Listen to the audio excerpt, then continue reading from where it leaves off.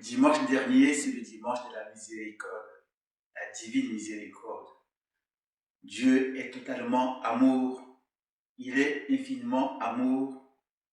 Il nous a envoyé son Fils unique pour nous sauver.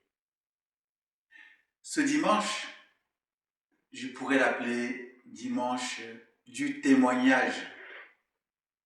La foi chrétienne, notre foi de baptisé, est fondée sur la foi, sur le témoignage des apôtres, les premiers témoins de la résurrection de Jésus. Personne n'a vu Jésus en train de ressusciter, en train de sortir du tombeau.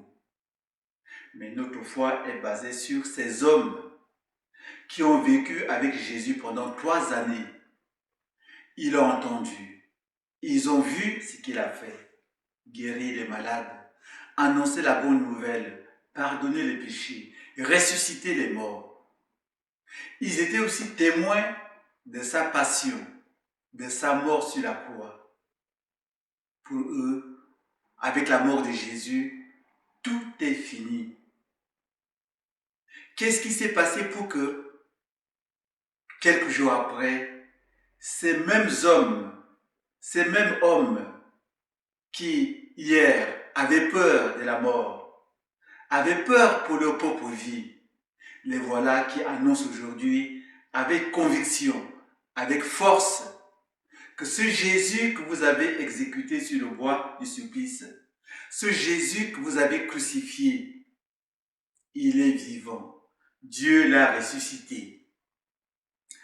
Regardons les Écritures. Lorsque, à Césarée de Philippe, Jésus a posé la question à ses disciples pour savoir ce que les gens pensent de lui. Pour les gens, qui suis-je? Pierre est le premier à dire « Tu es le Messie, tu es le Christ, tu es le Fils du Dieu vivant. » Et après le repas, le dernier repas du jeudi saint, quand Jésus a annoncé sa passion, sa mort, vous tous qui êtes là, vous allez m'abandonner. Pierre est celui qui a dit, Seigneur, si tous mes frères apôtres t'abandonnent, moi Pierre, jamais. Je vais te suivre jusqu'à la croix, jusqu'à la mort. Mais toujours face au danger, face à la mort, Pierre est celui qui a affirmé ne pas faire partie du groupe de Jésus. Quand on lui a posé la question, toi aussi, tu es un de ses amis, tu es un de ses disciples. Il a juré, jamais je ne connais cet homme, je ne le connais pas. Mais au jour de la Pentecôte, les apôtres ont reçu l'Esprit Saint. Désormais, Pierre peut témoigner avec force et courage, avec conviction. Il parle à tous ces gens de Jérusalem qui sont venus écouter les apôtres. Habitants de Jérusalem, cet homme Jésus que vous avez fait mourir sur la croix, Dieu l'a ressuscité. Nous en sommes les témoins. Sa mort n'est pas un échec. Il est vivant pour toujours. Tout cela a été annoncé dans les Écritures, par Moïse, les psaumes, les prophètes. Désormais, il faudra relire tout l'Ancien Testament à la lumière de la résurrection de Jésus-Christ.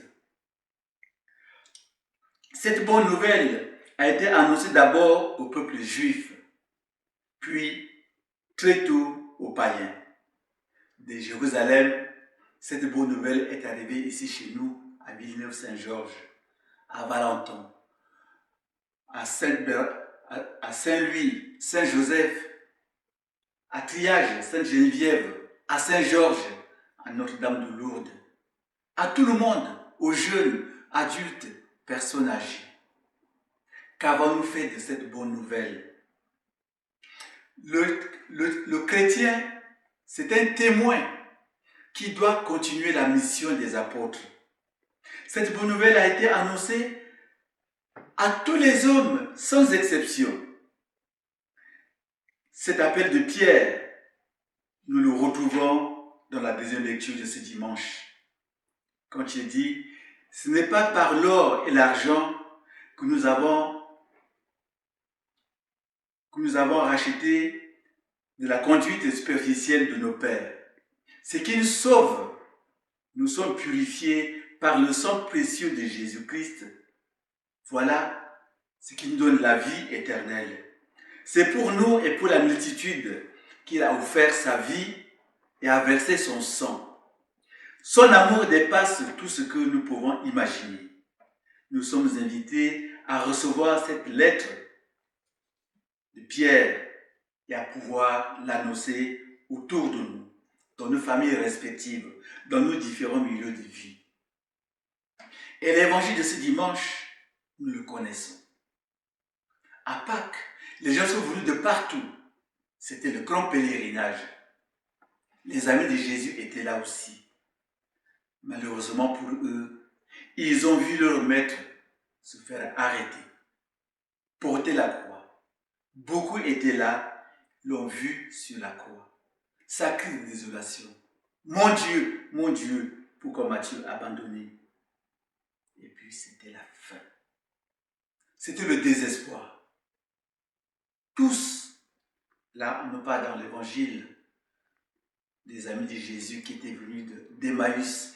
Emmaüs c'était un petit village, 11-12 km de Jérusalem.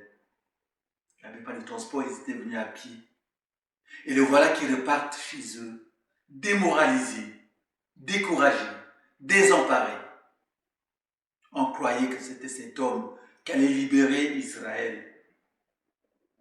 Et la souffrance, les douleurs les avaient aveuglés. Abattus, ils rentraient chez eux. Voilà que Jésus les rejoint. Ils étaient témoins de la passion, bien sûr. Mais Saint Luc nous dit, ils étaient deux. Et Saint Luc nous donne le nom d'un de ses deux disciples, Cléophas. Et Luc ne donne pas le nom du deuxième. Jésus les rejoint. Il marche avec eux. Et il les interroge. De quoi parlez-vous? Ils étaient surpris. Je dirais même choqués, révoltés.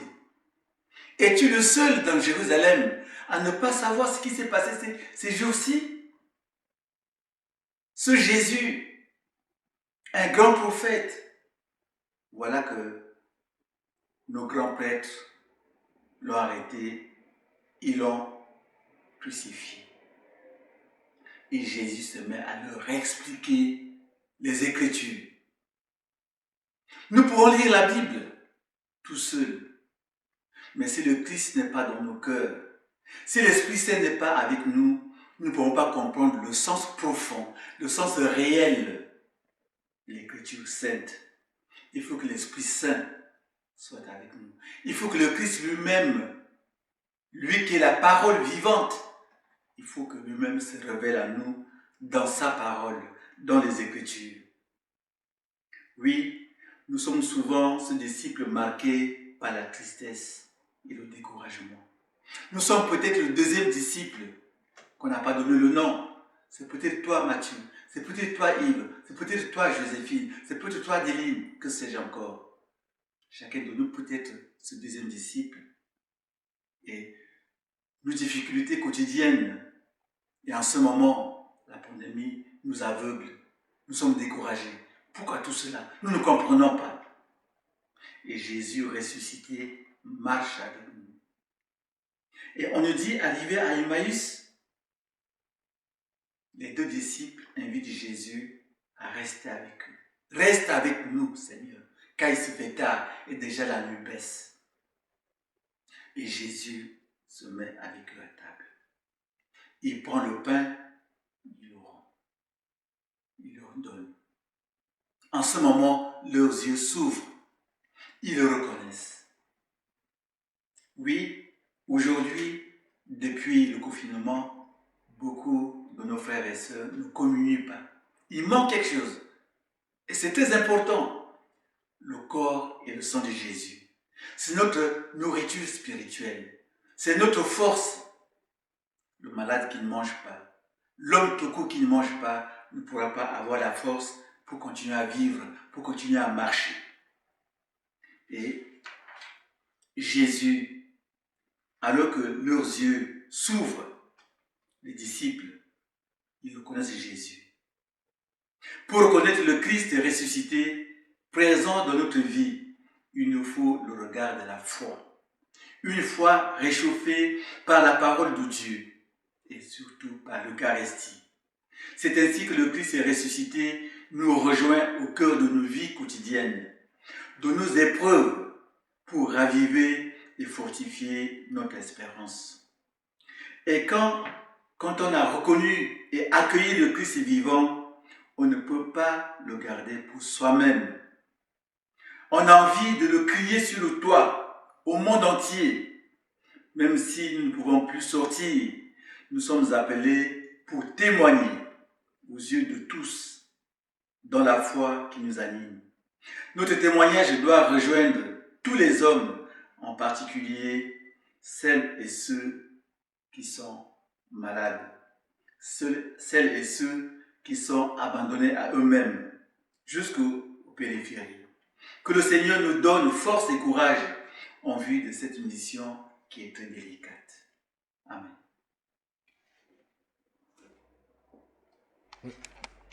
Chers frères et sœurs, nous comprenons vos souffrances, nous comprenons vos désarrois. Mais soyez rassurés, vous n'êtes pas seuls. Quelle que soit votre situation, le Christ est ressuscité et avec vous, et avec nous. Le Christ est là. Il connaît nos souffrances. Il a vaincu la mort. Nous aussi, nous allons vaincre ce confinement.